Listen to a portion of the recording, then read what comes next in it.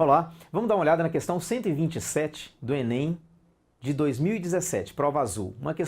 Mais uma questão de leitura de gráfico, em que eu tenho que interpretar um gráfico para, conhecendo a definição de potência, utilizar os dados do gráfico, né? Vamos dar uma leitura.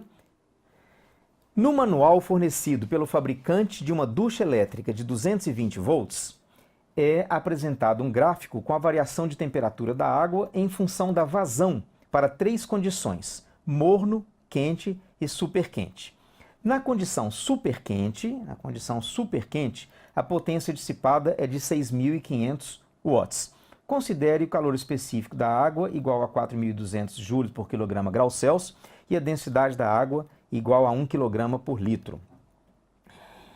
Elevação de temperatura versus curva vazão, morno, quente, superquente. Então eu tenho aqui a superquente é a curva 3, o quente é a curva 2 e o morno é a curva 1. Aqui eu tenho a variação da temperatura que esse chuveiro fornece em graus Celsius e aqui a vazão em litros por minuto. O que ele está pedindo para a gente? Com base nas informações dadas, a potência na condição morno corresponde a que fração da potência na condição superquente? Bem, então vamos fazer 2 comentários, né? São 2 comentários importantes para a gente fazer. Se ele quer a razão entre as 2 potências, eu já sei que não vou precisar dos valores que ele me deu, porque os valores que ele deu sobre a água vão ser os mesmos em cima e embaixo, né? Também não vou ter que me preocupar com o tempo, basta que eu pegue uma mesma vazão, porque como é em litros por minuto, eu estou pegando o mesmo intervalo de tempo para fazer as 2 comparações. Então, vamos dar uma olhada como as contas ficam bastante simples, voltando ao gráfico. Aqui ele quer a razão entre a potência na condição morno e a potência na condição superquente. Lembrando, vamos lá, potência é energia sobre tempo. A energia envolvida aqui é quantidade de calor, né? Quantidade de calor sensível que está envolvida com a elevação de temperatura. Ora, eu posso lembrar que a quantidade de calor sensível é a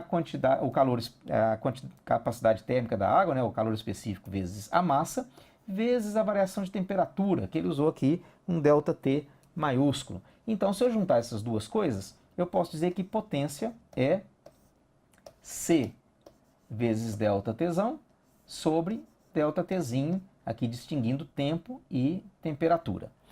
Ora, eu quero então a razão dessa mesma expressão para morno e superquente. Aqui a potência na condição morno, a que fração da potência na condição superquente. Então eu vou dividir a potência na condição morno dividida pela potência na condição superquente. Portanto, o gráfico 2 também não me interessa, né? Não me interessa isso, não me interessa essa potência, não me interessa esse dado, nem esse dado, nem esse dado, são dados inúteis. Essa razão, então, vai ser a capacidade térmica da água vezes a variação de temperatura sobre o ΔT.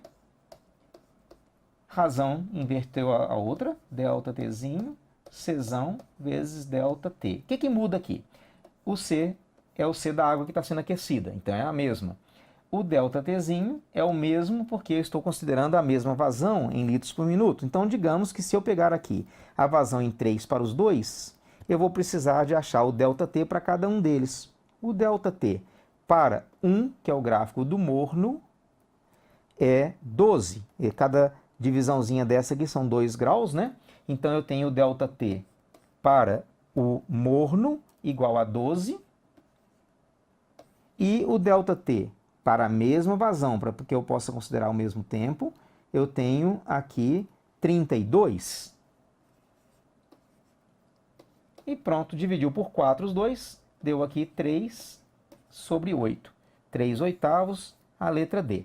Então, um comentário importante sobre esse tipo de questão no Enem ou em qualquer outro vestibular, muitas vezes são informados parâmetros, são dados alguns valores numéricos que não são importantes. Ele quer saber se você, se o examinando, é capaz de distinguir que aquelas informações não são necessárias para a resolução da questão. Então, mais uma questão simples, mais uma questão envolvendo leitura de gráfico no Enem.